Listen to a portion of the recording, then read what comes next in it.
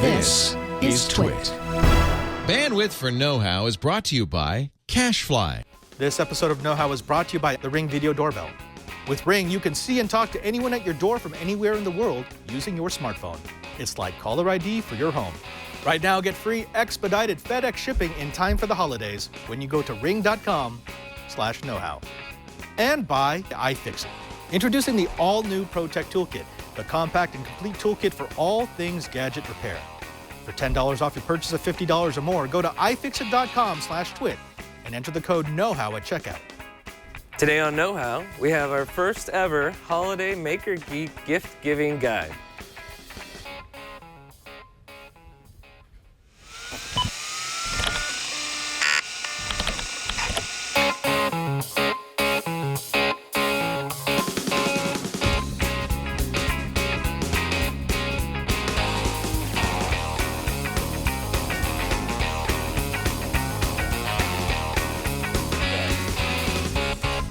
Welcome to Know-How. It's the Twitch show where we build, bend, break, and upgrade. I'm Father Robert Ballecer. And I'm Bryan Burnett. And for the next however many minutes it takes, we're actually going to be doing a gift-giving guide. That's right. We don't do this ever. Well, that's why I said it was the first time ever. Yeah, you were very, very, very present. Yes. The idea is we want to show you some of the tools, some of the gadgets, some of the gizmos that you should either buy for yourself if you're a maker geek, or perhaps buy for that loved one who you're hoping to get into the maker spirit. And the thing that I'm surprised most is that you still have most of this stuff, considering it was sitting in the basement.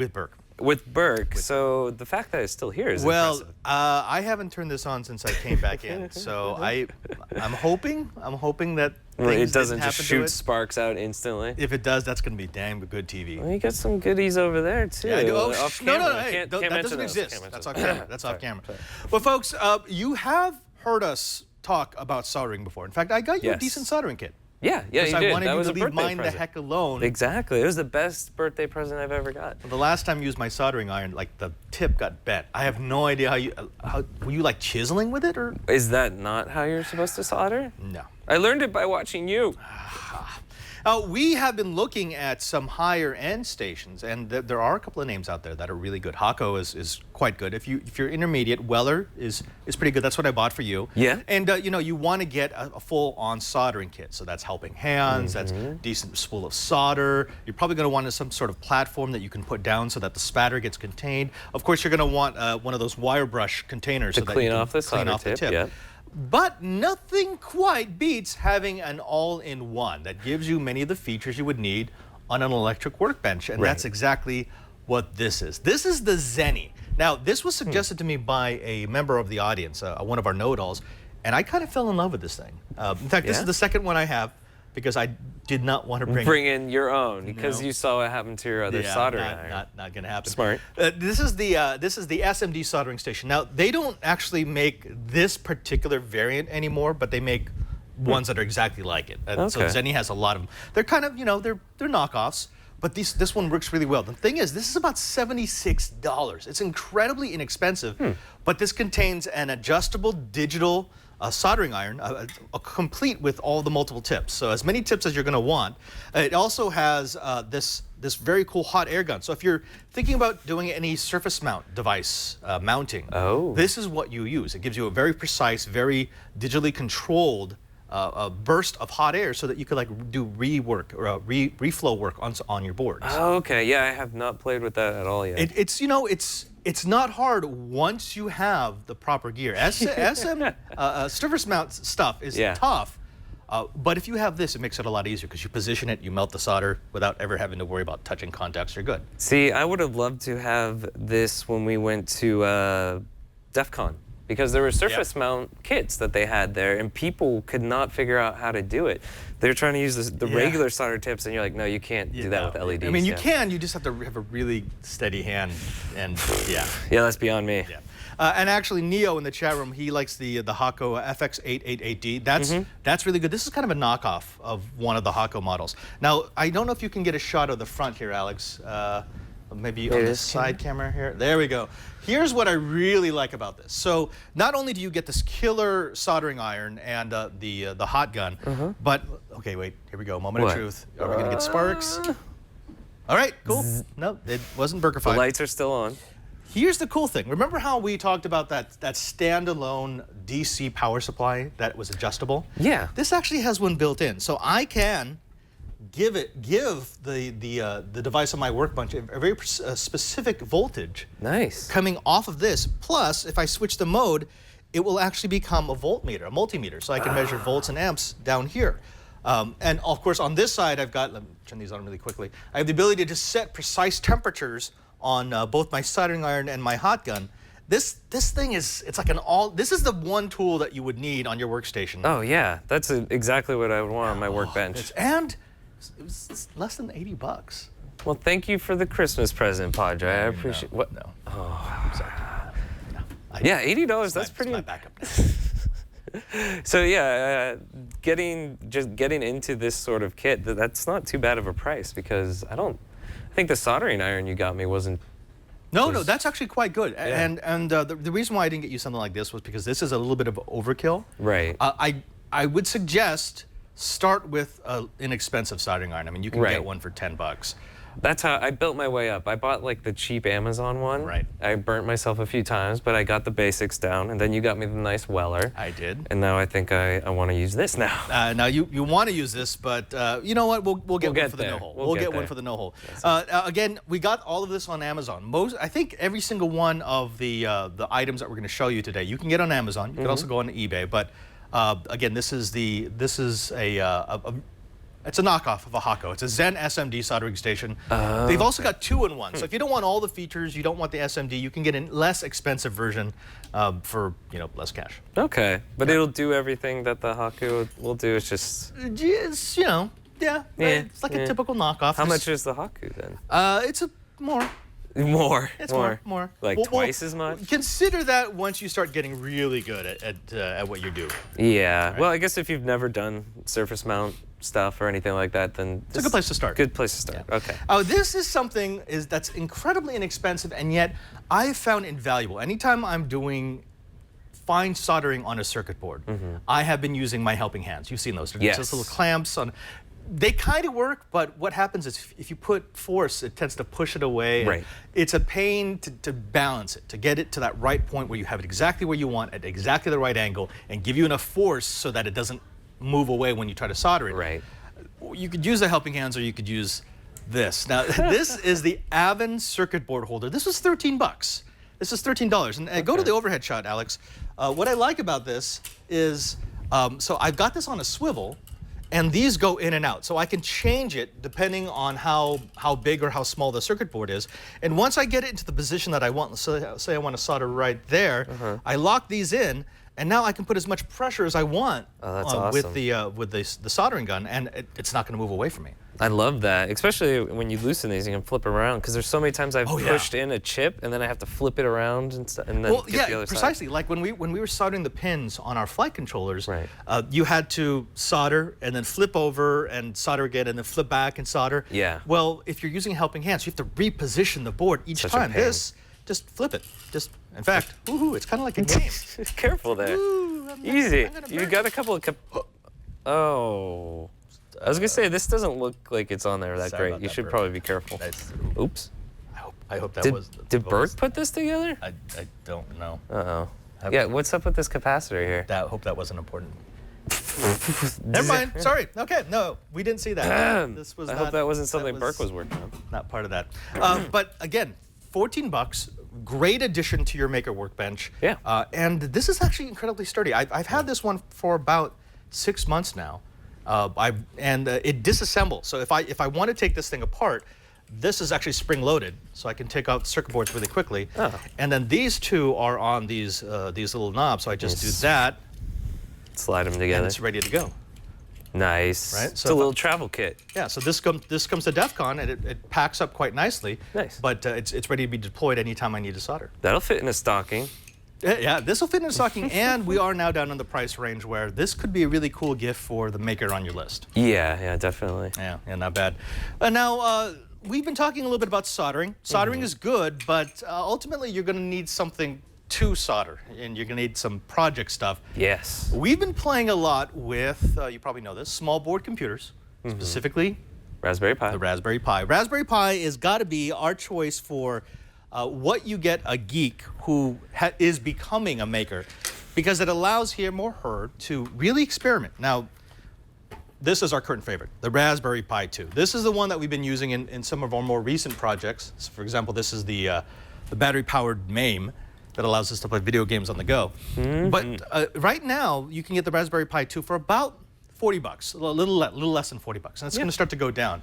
Of course, if you don't need the power of the Raspberry Pi 2, I have seen the Raspberry Pi 1 and the B down near $20. So again, now we get into stocking stuffer range. Definitely. I would go for the Raspberry Pi 2 just because, as you've discovered, there's a whole lot more power. Yes. But yes. You know, if you've got someone who just wants to do some sort of sensor application, that's really not going to require that much power. A Raspberry Pi 1 actually is quite good. Yeah, no, there's not a lot that the Raspberry Pi 2 had over the old Raspberry Pi, even when I was doing the MAME machine. Yep. It's just the only difference was it could do the next generation of games. It could do N64, it could do PlayStation stuff, but you know, if you're doing a MAME machine, you just want to play the basics, the old Raspberry Pi is fine. Precisely. I mean, the new one, it's got that 900 megahertz processor. It's something like 6 times faster than the original. Right. It has 4 times as much memory as the original. It's got a gigabyte versus 256 megabytes. Got a couple more USB ports. Yeah, more USB ports versus what we had to do with the old one, which is you had to break it out. Yeah, and do all that stuff. Yeah. People have asked about the Raspberry Pi Zero. We actually showed that off on the new screensaver. That's really hard to get a hold of. It's I don't think you'll be able to get it for holiday time. I tried to get it 5 minutes after it was announced. It was already sold out on Adafruit. So I put in one of those, tell me when it comes back. Yeah. I received the email, we're back in stock. Within 10 seconds, I had clicked the link, gone over, and it went back out of stock. So it's tough. We had Aaron Newcomb come on to Screensavers last weekend, and he was impressed that we had one at all. But we showed it off, and it's a cool little guy. It's a little guy, but I would say this. I would say prototype on the Raspberry Pi or the Raspberry Pi 2, because it's got all the headers. So this is important. This, and you go to the side view here. This is the GPIO header. So that gives you all the inputs and outputs. So if you're prototyping, these are the pins that you're going to have to play with. That's all in breakout on the Raspberry Pi Zero. So what you would do is you would find out exactly what you're going to use, figure out the software, exactly the way it's going to be installed, and then you would go ahead and design specifically for that application, the Raspberry Pi Zero. It's so cheap that you would just buy it for that specific use. This, I'll use over and over again. The Raspberry Pi Zero would be something I would say I deployed and I'm never going to take that thing out. Yeah, exactly. Yeah. Something else I would suggest, if you're going to get them in the Raspberry Pi, why not get them into Arduino? I love those little guys. Yeah, these little guys are so much fun. I've been playing a lot with these recently because I'm starting to look at applications that I don't necessarily need connected to the internet, and I need incredibly low power. Yeah. Raspberry Pi is already a very low power device, which I love. It's not going to... Oh boy, something else, bro. That was just a timer. No it's not going to take up a lot of power, but it takes up a huge amount of power next to an Arduino. Right. And so if you're doing an embedded application where you just wanted to do sensing and then an output, like for example, you wanted to trigger an alarm in case someone comes into a certain space, or you wanted to animate lights on a shirt that you've created, that's what you would use an Arduino for. You wouldn't use a Raspberry Pi, you would use an Arduino because it's actually much better suited for that task. The thing I love about Arduinos too is if you're someone who's just starting to get into programming, it's a really great way to learn how to program lights or a timer or things like that. It's like very basic. Yes, and what I like about it is, so with the Raspberry Pi, you're going to be scripting in Python. Right. Which it's not hard language to learn, but you have to get Raspbian installed properly, and then you're going to have to get the packages you need for whatever. This is a full computer. This is a full computer. This is not. This works on very simple instructions. In fact, next week we're doing an Arduino project, and I'll show you exactly what the developer environment looks like. I'm going to show you exactly how to address the individual pins on an Arduino. Right. It's incredibly simple. It's really really simple. There's a reason why the most of the maker bots, be it little robots or 3D printers, are based on Atmel chipsets, and that's because they're so easy to use. Well, I like if this was a gift guide for someone who wants to get into a project. The Arduinos are more of a you do this and you can physically see what happens, like Right. especially with lights and things like that. I did my little pendant Arduino a long time ago now. But that was like, you learn the code and you can like program the ones and the zeros for like the image. And using the Arduino IDE was like, kind of, it opened my eyes to how to program other things. Right, right. So you've got choices: Raspberry Pi, Arduino. The official Arduino board, this was an Arduino Uno. If this is a knockoff, it's a clone. The official is $20. This knockoff you can get on Amazon for $9, and actually, if you go to eBay, you can get them for about $4. Wait, this is a knockoff? That's a knockoff. You can tell because if you go to the overhead again, well, maybe you can't see it. It says Uno, but the actual Arduino products have the Arduino. Oh, the symbol. The symbol, right? And this doesn't have it. But see, it's hard. It's hard for them to fight against that because an Arduino is really just a breakout for the Atmel chipset. Right. And Arduino doesn't make the Atmel chipset. Atmel makes the Atmel chipset. Is there any harm in getting a knockoff one like this? You're not supporting Arduino. Yeah. Okay. I understand that. It's not going to like burst into flames. It's not going to burst into flames. No, I mean because they're actually really easy to make. Okay. So if you have even the rudimentary amount of electronics knowledge, you'll be able to make a breakout for an Atmel chipset. Okay. Yeah. Good to know. All right, let's go ahead and move on. We go from boards, Raspberry Pi 2 and the Arduino, to screens. Now, we took a look at this earlier, and I've had a chance to play with it now. That thing's nice. I really, really like this thing. I have played with screens on Raspberry Pis before. I had that little small 4-inch TFT that I've been playing with. Most of those require a little bit of bodging in order to make work properly. Right. This is one that's designed to work out of the box. If you get the latest Raspbian distro, it will just work. Not only will the screen work, but the touch screen will work. That's cool. This is actually the second one that I got. The first one I have, I've got it installed into a 3D printed case that I made. We're going to be doing that in a future making like a little episode. tablet or something? Yeah. The cool thing about this is it is multi-touch. So this is 10-point multi-touch. This little ribbon out here gives you everything from the display output to the touch output, because the touch output, I think it comes as serial out of here, and then it goes into parallel into the Raspberry Pi, which is what this board does. This board, it took me a while to figure this out, by the way, because the instructions were not great. So I just kind of figured it out, and then I found that someone had made like an infographic. I'm like, oh, great. Right. But this allows me to put both inputs. I can put the display input and the touch sensor, the panel input, and then I give it power, and it will actually power the screen and the Raspberry Pi at the same time. Okay, because see, that almost looks like another little Raspberry Pi. It does, and actually the funny thing is the way it works is if you go to there we go. So this mounts on top of like that, and then there are two little risers, and then the Raspberry Pi mounts on top of that. So it's like a PCB sandwich. Delicious. Delicious. I will say this: if you go to the site there, Alex, they are way the heck overpriced right now. When we talked to the Raspberry Pi representative at World Maker Faire, he was saying these are going to go for about $60. The problem is, just like the Raspberry Pi Zero, they ran out of them so quickly. This was so hard to find that everyone has jacked the price up. They're now going for about $90. If you can wait, if you don't have to give it to that special geek right now, this holiday season, if you wait 2-3 months, it's probably going to be dropping down to $70, maybe even down to $60 per screen. That would be worth it. I wouldn't have bought this unless I needed it right away for a project. Right. So maybe give them a Raspberry Pi and then a gift card for them to maybe get the screen $60 gift later. card. Buy yourself a screen. Yeah. When they're available at $60. Or don't buy something else. Or that, buy another Raspberry Pi. You could almost get yourself one of these nice little Zenny soldering stations, or get yourself a couple of those circuit board holders. Oh yeah. You could buy like 10 of those. Yeah. So this has been fun.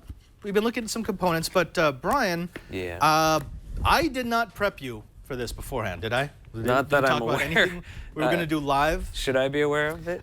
You should be aware of it because it's going to require you to handle sharp objects, and I don't want you to kill yourself. Well, I think I signed up for that when I said I'd do this show with you. We have to address a particular problem. Okay. And that is this. I love my Dremel.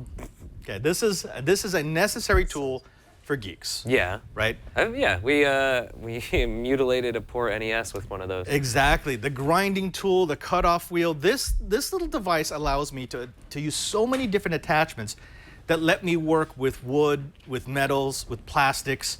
There is one thing about a Dremel, though. What's that? The spoil. Spoil? Yeah, so anytime you're grinding something, have you noticed that the stuff goes kind Starts of floating up in the air. everywhere? Yeah, right? it makes a mess. It's kind of a pain. It's a big pain, It's yeah. a big pain. And especially if you have a workspace, a maker space that's like a shared space, it's your regular desk in addition to being your workshop. You're in close proximity with other people, yeah. Yeah, and you're working, actually, the worst materials are not metallic. The worst materials for me have to be the ones that when you grind them, they become incredibly static charged because then they stick to everything. Yes, yeah, I know what you're talking about. Yeah, like for example, when I made that little that container that you use for your quadcopter, Yeah. I had to do a lot of grinding of this sort of plastic board stuff, which was easy, Right. but there's still particles stuck all over my workshop. That's why we should just do it over Burke's desk next time. We really should. So I was wondering, is there an easy way, and it's got to be inexpensive, so an easy, inexpensive way to not have that happen when I start dremeling out the things I need to Dremel? Okay, but is there, Padre? There is, and it's this. It's a box. It's a box. You do it all inside the box. Is that it? Yeah.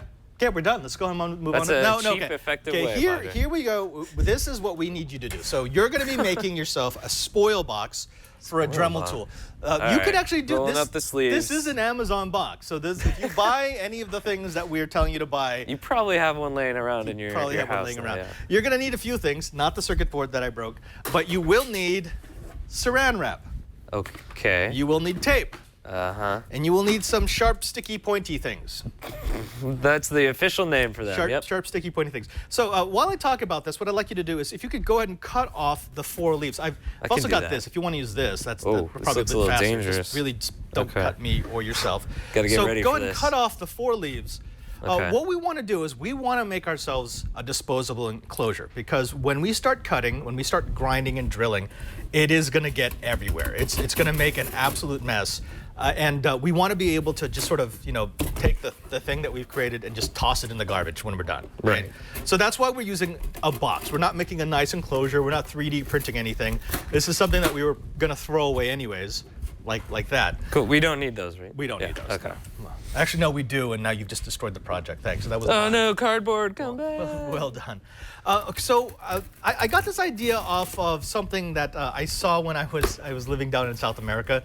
They used to do this all the time, but with those 55-gallon drums that we would get heating oil in. Okay. And they would just they'd throw them out. So they used them to make little enclosure spaces. That this operates on the same idea. Take something that we're going to throw away and turn it into something useful. Okay.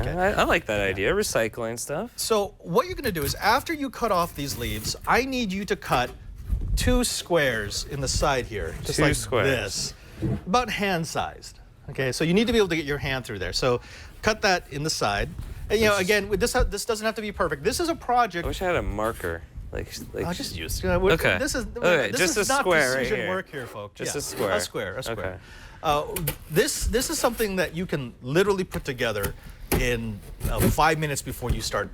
You could do it live during a show. That's why we're doing it. We're doing it live during the show. Also because I wanted to make Bryan do something while he was sick. Thank you. I'm not a good person. Wait, hold on. Wait. Ah! Oh, yeah, That's yeah, Kung cool. Fu. I am the chosen one. You had to. Were you bit by a was cobra and bit struck by by- lightning? There we go. Great cutting there. That was. Well, maybe it was your kung fu. Maybe it's my Kung Fu. All right, get the other side. All right. So we're creating a box that has holes on both sides. So the holes are so that I can put my hands inside of them, and I'm going to be putting the Dremel tool in through it as well. Okay. But of course, this is not going to stop the spoil from getting everywhere because it's going to leave the box. Correct. Spoil. Is that the correct name That's for the it? yeah. That's the spoil. Okay. That's I believe that's you. the stuff that gets. Yeah. I know the people in the chat room are like, "You gave Bryan a knife?" Let's go ahead and close that before someone gets here. So that's all the cutting we're going to need to do. You want to show them your handiwork, Bryan? Yeah, not bad, right? Right. It's a box. Right. It's a got some box. holes in it. Yeah. Now here's what we're gonna do to keep the spoil from coming out and yet be able to maintain visibility. We have Saran wrap. This is super heavy-duty Saran wrap. I see where this is going now. This is really high tech. This is super high tech, but I mean, the nice thing about this is these are parts that you already have in your house. Yes. So we need Saran wrap, we need a box, we need some sort of cutting tool, and we're gonna need tape. And this is how it works. Okay. So go ahead and tape. That. Just take. No, here, just take that. Take it. Take, okay. take that. Okay. Uh-huh. All right. Stretch it over the top. Yeah. Actually, Doesn't quite overhang. cover it. Overhang. There we Yeah. go. Okay. And then we're gonna have to. I'm gonna spin it, and you're gonna have to keep it there, right? Oh, okay. You know. There we go. Yeah. Okay. Teamwork, Bryan. Teamwork. Teamwork. You can tell we did not rehearse This this. is so not rehearsed. Teamwork. Go. Keep going. Why'd you stop? You ruined it. Cut. It's okay. We're all right. Okay, hold that there. Okay. All right. That. Hey. You know, keep it away from the blade this time. Actually, that was my fault, so I can't really. There. Okay, here. right. Bring it over the top. Pass it over. Yeah. Normally, you would do this much more suavely with music playing in the background, so that you're like secret agent man. Right. Right. Because that's how high tech that's this how that is. works. Well, at least you can see in there. You can see in there. So what you would do now? Exactly. Exactly. Building the box. I normally like putting a little extra wrap around the edges, because what you want to do is you want to be able to poke your hands in, but not leave so much space around your hands that it gets out. In fact, you know what? We're not going to use the tape. We're going to go super cheap and very, very hard to see. That's right, folks. Here you we don't go. even need tape Hold that for side. this. Okay, wait. Lift the box up. Oh, God. Here we go. Wow. Yeah. Huh? What? Take that, Tape? people who said I would never amount to anything. Yeah. If they told me back in the day I'd be saran wrapping a box. box for a living, I wouldn't have believed them. Wait, it's not working. Wait, okay. Okay, see, now obviously there's disadvantage of doing that because now it's harder to see inside of it. Yeah, it's definitely way harder to see in there. Now, when I'm really doing this, what I do is I put a single sheet across the opening and then I use you tape it. Right. Yeah. But now, if you go ahead and cut holes in the edges here, just poke. Yeah. You don't want to. Well, I want to make an entry hole, and then I'm gonna spread it out. Stop. Okay, There, do the other side. Do the other side. Okay. And then There you go. Okay. And now, I have the ability. I can take. Let me show them. This is so sad. This is so sad, but it totally works. But yeah, okay. Take your Dremel tool, you go inside, you now have the part, and you have the, well, it's got too much glare. But you have the part, and you have the ability to work on the part, but the spoil will be kept inside the box. This could could be the Christmas present. You wrap a box in saran wrap and you put that under the tree and you say, guess what I made Merry you?" Christmas to me, look, it's a spoil box. Thanks, Mom. Okay, so you want me to Dremel some stuff in here? Well, no, not right now, because again, I would not have put this many layers. I can Because do it. It's harder to see, because we've made it all opaque. I don't know what I'd be dremeling. I'd be dremeling out of the box. Well, again, this is so stupid, but I can see that one. I guarantee you, one of you is going to try this because you're going to be so sick of your Dremel getting plastic or metal or wood shavings everywhere. Yeah. This actually does an incredibly good job of keeping it. In fact, if you only use it once, I mean, you could use it multiple times, just keep rewrapping saran wrap. Yeah. But if you only use it once, it's almost completely clear. In fact, the earliest version of this, I had like those big rubber gloves, so that would be completely sealed. Right. Totally not worth it. Totally not worth it. Just do it this way. It's a one-time use. Once you have the item, just throw the box away. Well, you don't even have to take the spoil out. Don't, yeah, It's all that's done. the spoil stays in there. And then here's the added bonus. If you are dremeling something that is really electrostatically charged, like the plastic, it will want to stick to the saran wrap. Right. So it like wants to stay in the box. It's not just contained in the box. It gets attracted to the stuff in the box. Did you get this idea from watching like the nuclear physicists? Like they go in with the gloves and they have to like move the nuclear like, material. This is a hot box. Yeah, exactly. Folks, don't use this for radioactive material. It will not protect you Saran from... wrap's not good for that? No. Oh, okay. No. Makes sense. Okay, so when we come back, we're going to take a little trip. We want to look at some machines. I had a little chance to take out World Maker Fair in New York not too long ago, and I saw some uncommon 3D printers. But before we do that, you know what I want to do, Bryan? What's that? I want to thank the first sponsor of Know How. Oh, okay. Well, I do too. Yeah, you know who it is? Ring. Ring, exactly, Ring. Video doorbell. Folks, you've heard me talk about them, and you've seen me show it off on my phone. And this is something that I have actually bought. Before they were a sponsor of the Twit TV network, I purchased one of these because I was worried about my family. Yeah, they live in a retirement community. My parents live in a retirement community, and you know, unfortunately, it's one of these things where people know it's a retirement community, so they go in there because they think, oh, around noon, they're all going to be up at the club, and we can case their houses, and if they're not home, we rob it. In fact, the houses on either side of their house were burglarized in this last year. Right, but not your parents. Not my parents, and I think part of that is because of this. Now, if you go to the overhead, Alex, this is the Ring video doorbell. Inside of the Ring, you're going to find everything you need to install it. Oh, it is a doorbell because, of course, that's in the name. You push the button, you're going to get a nice, pleasing tone inside the house. But that's not really the function. I mean, anyone can have a doorbell. What this is a complete surveillance system. You've got a little mounting plate here that allows you to tie it into the house power so that it can be powered off of that same voltage that goes to the doorbell. But if not, if this is in a location where it doesn't have house power, you've got this. It's a micro USB connector that allows you to charge up an internal lithium-ion battery that lasts for an entire year. Now, what does it do with that power, Brian? It shows you video of people coming to your door. Absolutely. That's the added benefit of seeing your dad's neighbor steal electricity. We did a few weeks ago. While we were doing the ad, I was showing the app on my phone, and our neighbor knew that my parents were out on vacation, so he had plugged in like his air conditioner into their electricity. Right. And then you could even talk to him too. Yeah. The funny thing is that he came by once. I'm like, oh, hey, John. Yeah, my parents aren't home right now. And he's like, oh.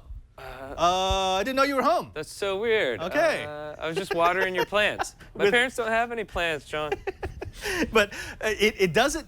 So if someone rings the doorbell, what will happen is it will trigger your device, your phone, your tablet. Right. And it will tell you someone's at the door. And you can start a two-way conversation. You can see them through the video camera, and you can actually speak to them. Now, even if they don't ring the doorbell, however, and this is where I find it incredibly useful, if it detects motion, and you get to set the parameters for how far out and what kind of threshold of motion it needs, it will start recording. It will send video into the cloud. So, for example, I did catch someone who... it wasn't at my parents' house, but it was the house across the street. Oh, wow. And so you saw the UPS truck go by, and it left, and then a truck came right behind it, and you saw this woman jump out, go up to the front door, and then come back with a box and drive off. And we got the truck. This time of year is especially a problem. Yeah, I know. And so for me, it's not just a gadget. It's not just a gizmo. It's a peace of mind. And for my loved ones, I think I can spend just a little bit of cash to make sure they're okay. That's right. Even if you do get the occasional, your dad running out in his boxers. No one should see that. No one should ever see that.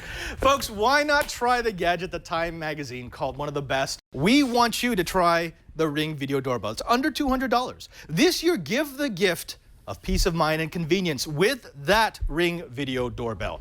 Go to ring.com/knowhow, ring.com/knowhow for free expedited FedEx shipping. Again, that's ring.com/knowhow. With Ring, you're always home. And we thank Ring for their support of Know-How. Hey, Brian. What's up? You want to go on a little trip? I guess so. That's cool. I don't think I have a choice. No. I was going to say, I can't refuse. You can't refuse. No. Because, well, you know why? Why is that? that? Alex has the magic button.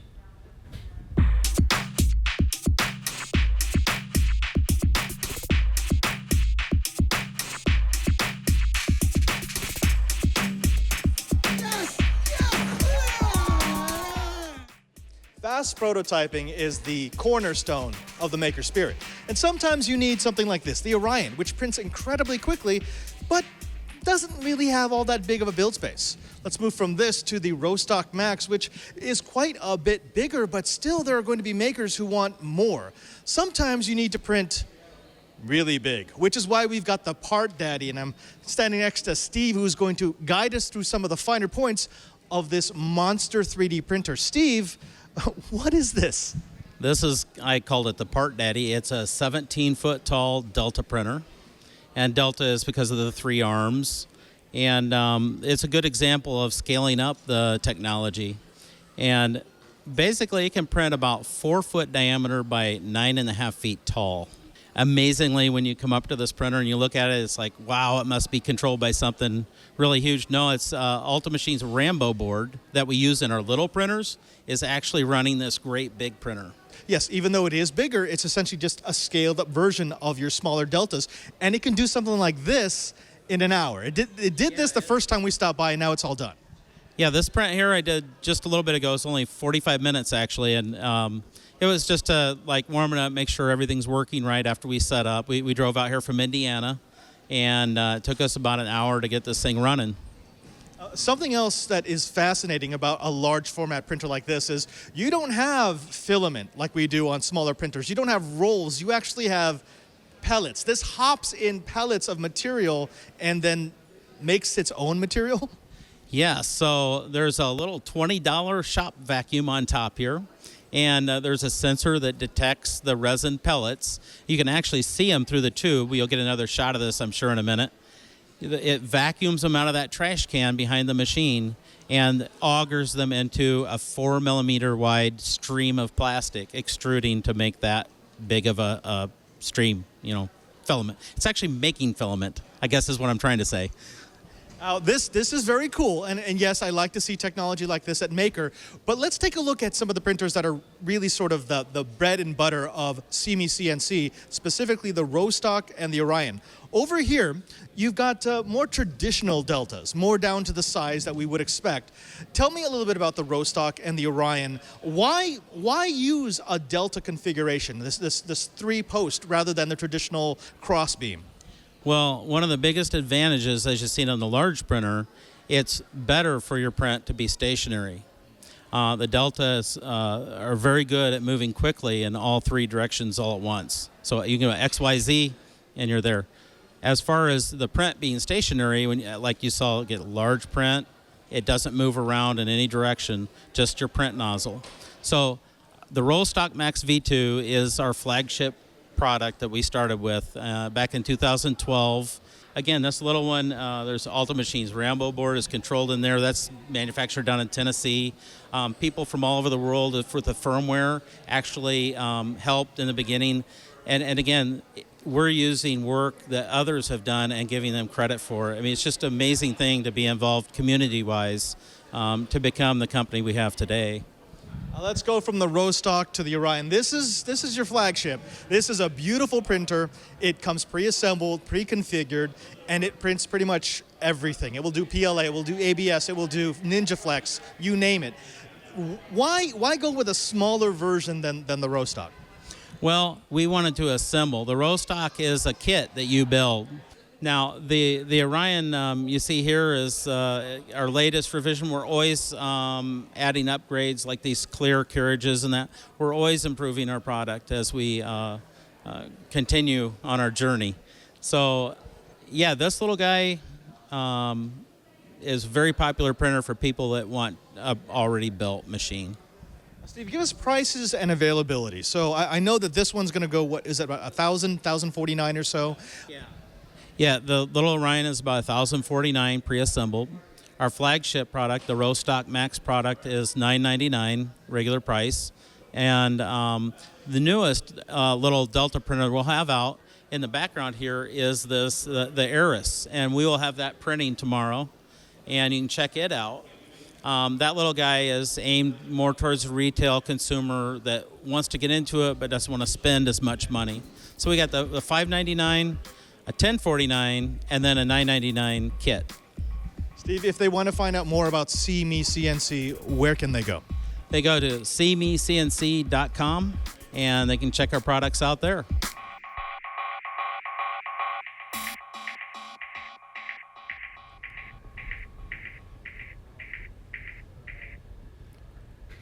Oh, Brian, I wish you were at World Maker Fair. Yeah, just rub it in a little bit more. Why don't you? Yeah, that's what I do. That's kind of my thing. Biggest regret of my life. Well, yeah, you know what? I have to say, when we first said that we were going to go to World Maker Fair, I wasn't all that enthusiastic because I was like, well, we go to the one here in San Mateo. Right. How much better can it be than the one in San Mateo? Oh my goodness. Yeah, the way you reacted. And then all the tweets and things you sent me. I mean, it's not just Isn't this size. cool, Bryan? I know. It's not just the size. There's a different kind of community. Here, you do get a lot of sort of the Burning Man artistic community, and you get that there. And that's but fun. That's it's cool. fun. It's fun. But it definitely adds a slant to the event. Right. Over in New York, I mean, you will get some pure inventors. They're just there to show off something that they created that they think someone might be interested in. And that's actually a lot of fun. Hey, any maker fair I can go to, I'm happy about. All right. Well, when we come back, we're going to show off a couple of Dremel tools. We were talking about how we could avoid the spoils. Well, we've got a couple of solutions for that. Plus, a 3D printer of our own. Actually, a really, really nice one. But before we do that, this is a weird thing. Yeah. Because this is both an advertiser, and it's an advertiser that we really love because we've had them forever on Know-How, and we use it religiously. But also, this could be on the gift list. I mean, you're thinking That's what I was going to say. Even if they weren't an advertiser, I would still recommend this as a gift because I have given this out Exactly. as a gift. Well, and that's the thing. I didn't want to make it feel like we were shilling, but seriously, both of us actually use this. It's not just something that we have on the show. We believe in the iFixit ProTech Toolkit. And it's been updated. It has been updated, and you know it's it pretty. is so pretty. One of the things I love about this is the fact that they listened. They listened to their users who were saying they didn't like how the bits were held. So they've got this. This is actually a magnetic box. This gets held in there by magnets.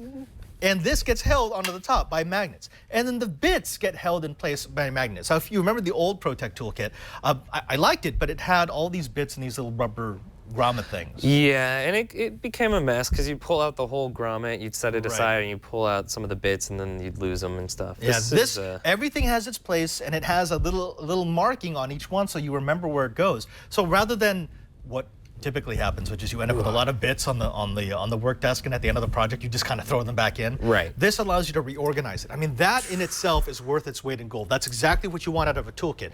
Something that has all the tools that you need and yet makes it very easy for you to clean up because, Bryan, you know this, there are a few things that are more annoying than starting a project and realizing the one bit you need isn't where it's missing, which I've encountered having my kit borrowed by Burke once or twice. Burke's like combined 4 different kits. Yeah, I don't get that. Like, why would you take all of these out and then just kind of shuffle them around? Let's talk about what else is in here. This is kind of cool. This is a little pry edge. Ooh, that's new. That's one I need to cut. It's like a little shark fin. An electronic. Then you've got your metal spudgers. You've got these nylon picks. Basically everything you need for basic repairs. Tweezers, an anti-static strap, plastic spudgers, metal spudgers, things that let you open up cases without destroying them. The ProTech Toolkit is the standard. It is our gold standard for, well, doing pretty much everything. If you don't believe me, if you don't think that iFixit is the toolkit for you, remember this. Along with the hardware, they come with thousands and thousands of free step-by-step repair guides. And a huge inventory of replacement parts. So they will give you everything you need to get into your iPhone or your iPad or your Xbox or your laptop, your doorknobs, your eyeglasses, and fix them. This is gorgeous. It's reimagined. It's something that you need. The 64-bit driver toolkit, which replaces the former 54-bit driver toolkit, is something that you should consider as a maker geek gift-giving gift. And of course, it's still backed by iFixit's lifetime warranty. Buy it because it's awesome. Buy it because we use it. But most of all, buy it because it's going to make you a better builder. Visit ifixit.com/twit to purchase one for yourself, plus all the DIYers and techies on your list. The new ProTech Toolkit makes that perfect gift, and if you use our code KNOWHOW, you'll save $10 off your purchase. That's ifixit.com/twit. ifixit.com/twit, and use the code KNOWHOW at checkout to save $10 off any purchase or $50 or more. And we thank iFixit for their support of Know-How. Don't take my kid. No. I saw what you were doing there. No. It's so much more compact now right? that I could probably just. No. Well, I was thinking too. I already have the old iFixit kit. I might just get that one and be like, "Hey, Dad, here's an iFixit." There's a reason kit. why this is not on the regular product shelf because I told Debbie, I'm like, It'll not leaving it. disappear. It's gonna disappear. Nope.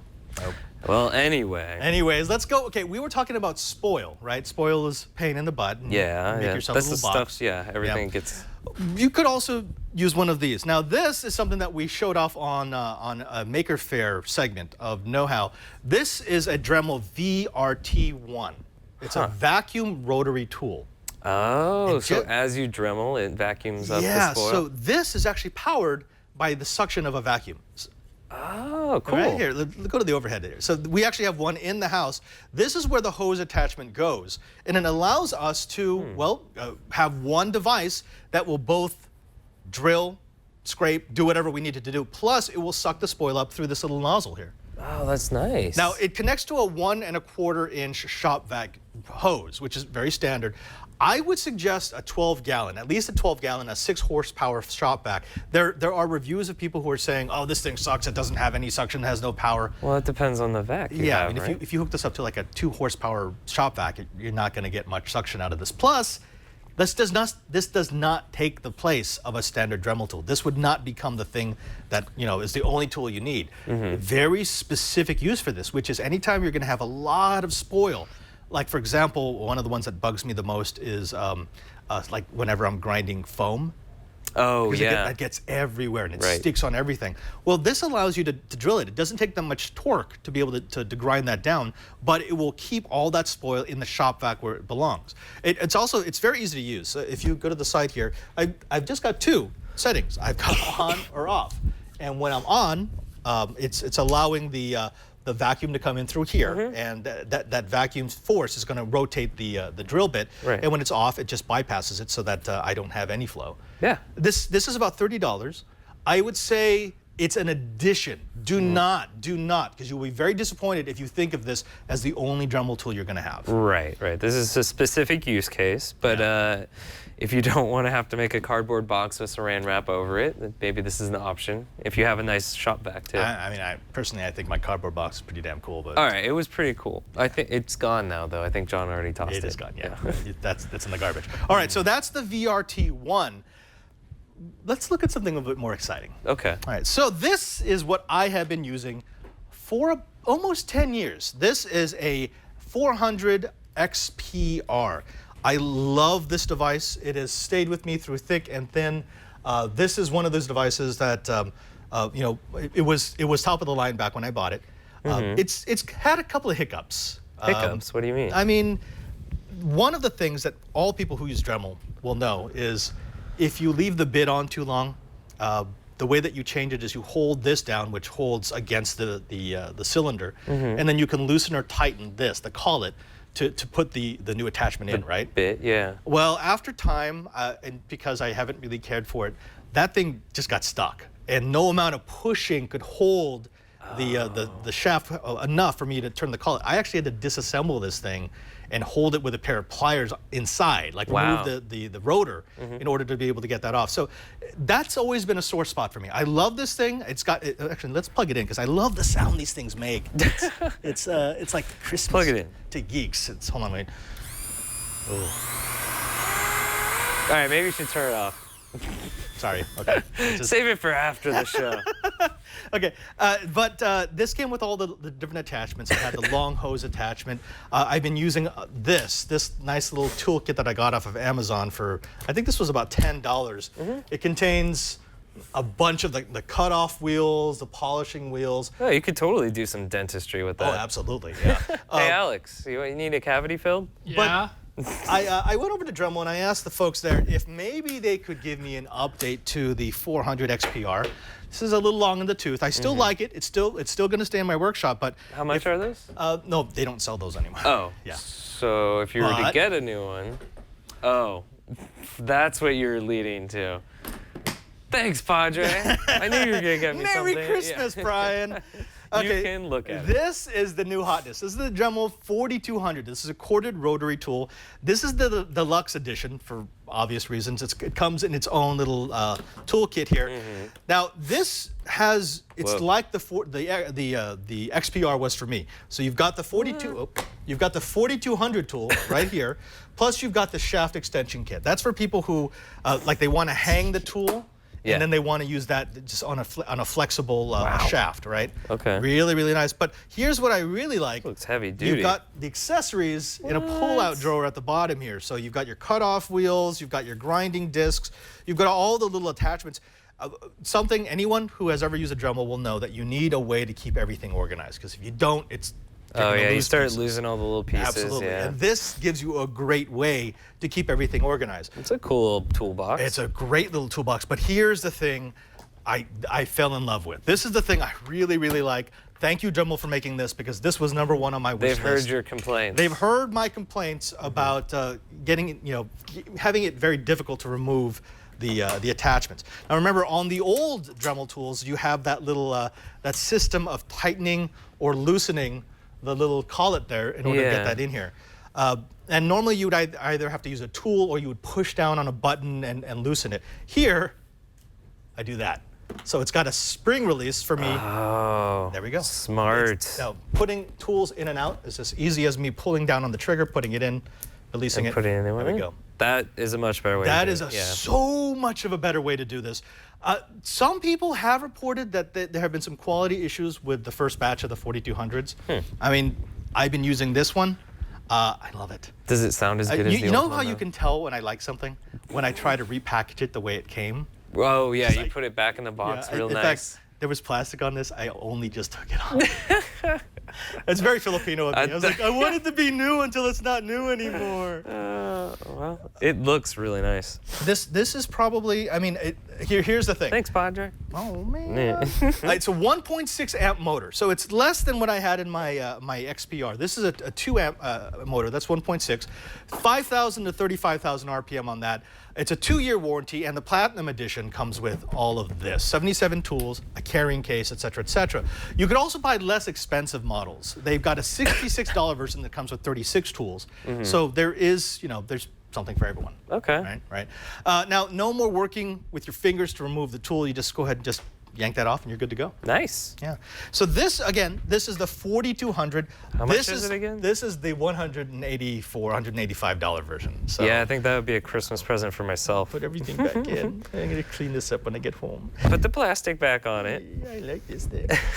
Seriously, people who have been making have been using Dremel forever. They really are the king of DIY tools, and I trust them. I trust their tools. Their stuff has always done well by me.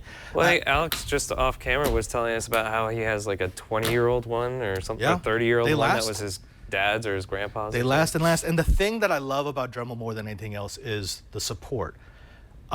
I straight up broke that XPR when I first got it. Like, it was As my you fault. tend to do. Yeah. It was like no defect. I busted the thing.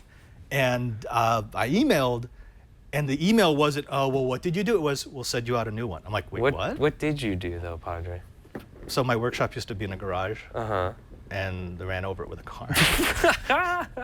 How is that not covered by the warranty? I'm like, why don't you have an anti-run over by car device on your Right. tools? That's going to be in the next That was version. me. That was Yeah. me. That was totally me. Now, let's go ahead and bring out the Big Daddy. Brian, What's that? we like 3D printing. Yes. I wish I had my hands on more 3D printing. Yeah. We've been using an XYZ DaVinci Jr. Right, that you have been stowing away. Well, it's broken. It's okay. broken. So, I mean, I keep fixing it. It keeps breaking.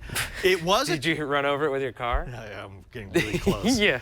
I like the XYZ because it was cheap. In fact, right now it's even dropped more. It's $239, so it's a ridiculously low entry. Right. There were a couple of problems which we did point out. And the biggest, of course, is that the filament is DRM'd. Right, it has an NFC on it. Yeah. So it detects what Which you can spools in it. hack, but most people can't, and that's a Right. pain in the butt, especially since it's not just that you need their filament. I'm okay with using their filament. The problem is if you get a misprint, and there's a lot of misprints on a DaVinci as it gets older, Yeah. it thinks it's running the spool. So even though the spool's not advancing, it's still taking off the number. That's right. So have you had to replace the head a lot? Is that- I have had to replace the head twice. Yeah. And their support is Not so great? it doesn't exist. It might as well not exist. I think their support policy now has become, because they've become more popular, it has become delay you until the 6-month warranty is over, and then we'll say, oh yeah, it's broken, go buy yourself a new one. Yeah. Yeah. So we didn't want to deal with that. We asked our friends over at Dremel to send us this.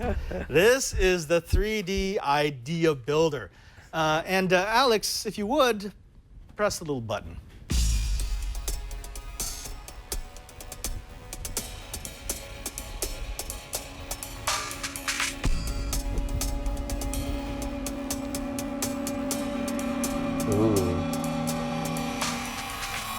Now, one of the things I like about this, Bryan, is it is quiet. I mean, it does have an active fan, but you know, as far as operational noise is concerned, it's actually quite quiet. All the panels on this are removable. That's the top panel, the side panel. You have easy access to everything in the printer, which I like because things are going to get jammed.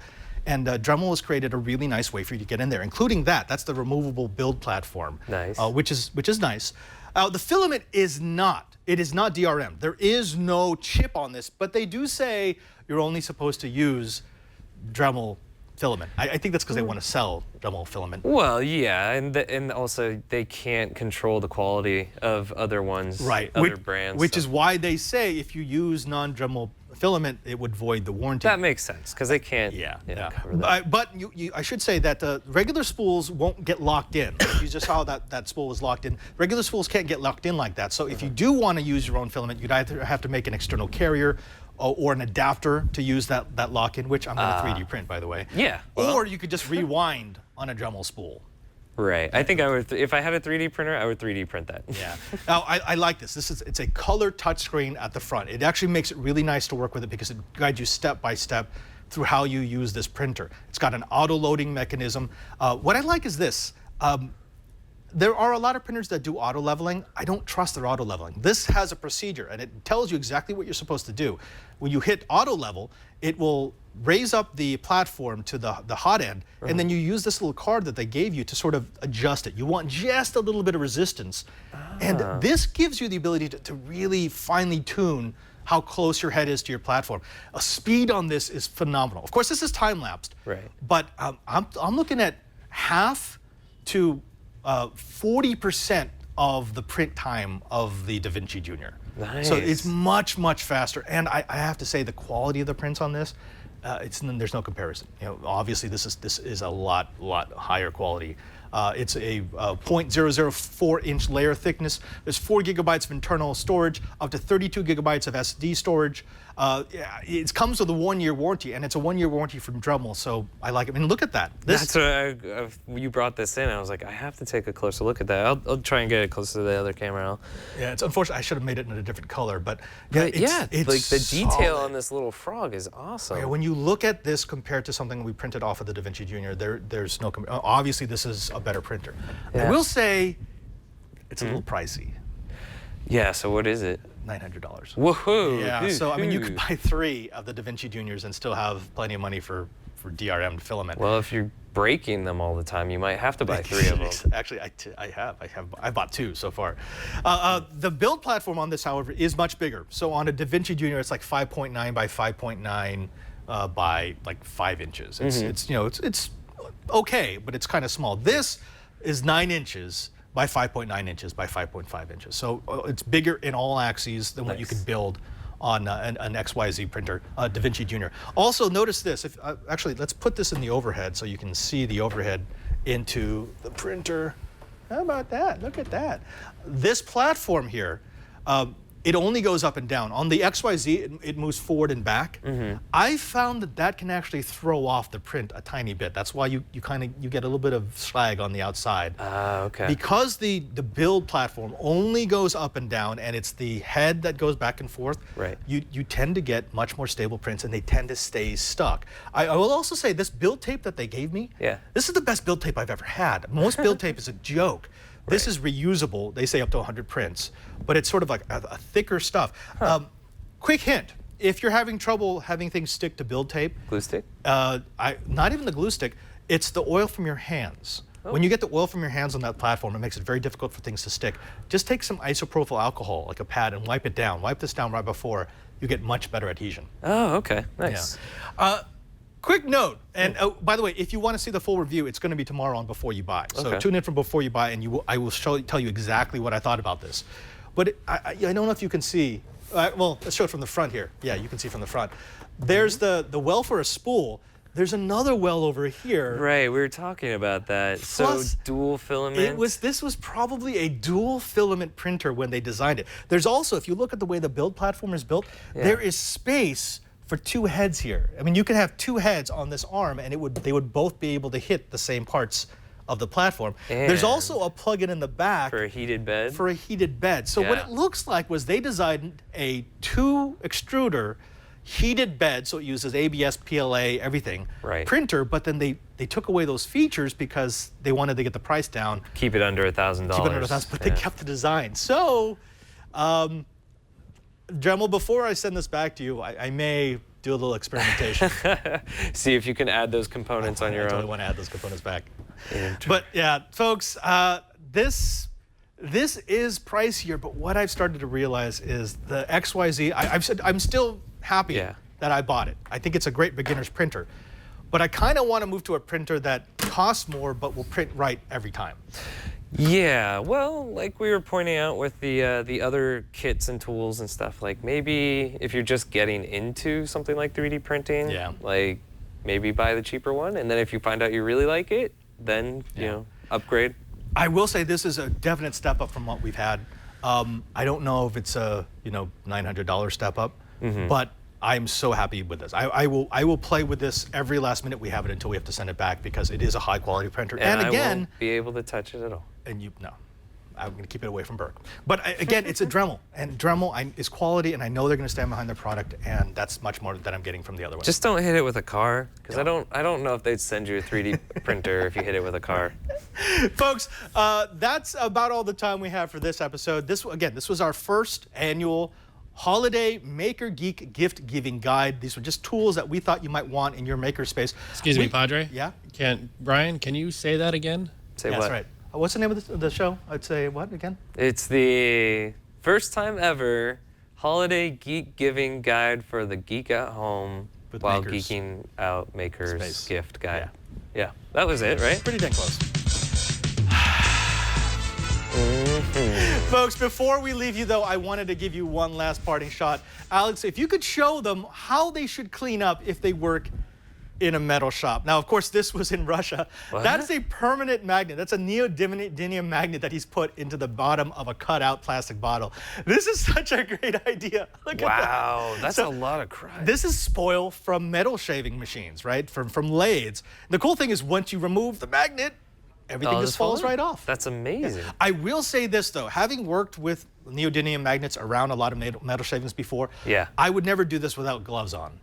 Yeah, because those neodymium magnets, I mean, they will pull metal shavings through your skin. They're that strong. Jeez, yeah, didn't think of that. But I mean, the other cool thing about look at this, you can actually see the magnetic patterns. That's awesome. Yeah, it's kind of a little science project. That is a powerful in and of magnet. itself. So if you've got some neodymium magnets, if you've got a spare plastic bottle, you've got a way to clean up. You know what that reminds me of, though? Is those little oil plugs that have a magnet on the end. If you see metal shavings on the end of that, you're in trouble. Your motor's in bad shape. You're so messed up.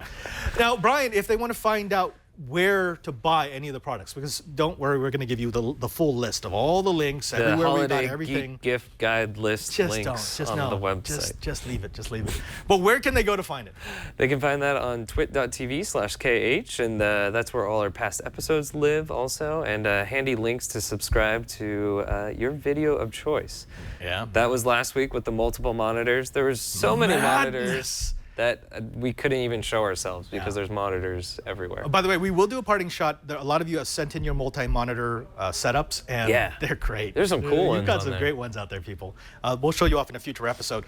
Also, don't forget that we've got a Google Plus group. Just go to Google Plus, look for Know-How, and join up. It's the best place to ask questions, to give answers if you're an experienced maker, or if you just want to show off projects that you've created. We will pull directly from that group and show it on Know-How. So if you're very proud of something you've created, please give us pictures, give us videos, and we'll show off your bad skills. And questions. I have seen a few more drone crashes. They're pretty good. I like those. There's a few that start out really good, and then you can see where the confidence level grows right up until they smash into a tree. You know, it's kind of true that people are most confident right before they crash. Right before, yeah, something bad happens, and then it just knocks them down a couple more pegs. Yep. Don't forget though that that's not the only place to find us on the socials medias things. Where else, Brian?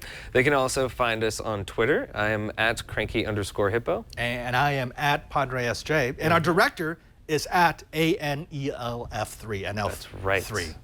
Yeah. And I'm sure he has his own holiday gift giving guide. He does. Right about now is when he would normally be showing us the clock, so I'm not sure why we're not getting the clock. Probably because he doesn't have a camera set on it. No, I'm in a festive holiday mood. He's in a Oh, holiday that must mood. be it. Yeah. He sounds really excited about it. Also, folks, quick note. Next week is the last episode of the year because the next 2 episodes will fall on Christmas Eve, New Year's Eve, which Twit will not have episodes. Sorry, we love doing this show, but not that much. Not that much. Actually, no, I do. I'd be here. You I would be totally- here? Yeah. I have no social life. I'm sure you were so busy this month, and then next It's a little month. crazy. A little crazy. Yeah. But you want to tune in. Tune in next Thursday, 11 o'clock Pacific time. I don't because even know what we're doing, but I'm sure it's crazy. It is Christmas related. Oh, is it? And maybe some crazy light Crazy Christmas, light stuff? Crazy light stuff. And there's also a very special announcement at the end of the show. You're going to want to watch it because good things are coming for Know How in 2016. I'm glad to hear that. How about that? Until next time, I'm Father Robert Ballecer. I'm Bryan Burnett. And now that you know how, Go print it. Go Dremel it. Go say holiday spoil gift it. guide geek going. Holiday? gift- make your geek. Holiday maker geek. Gift giving guide.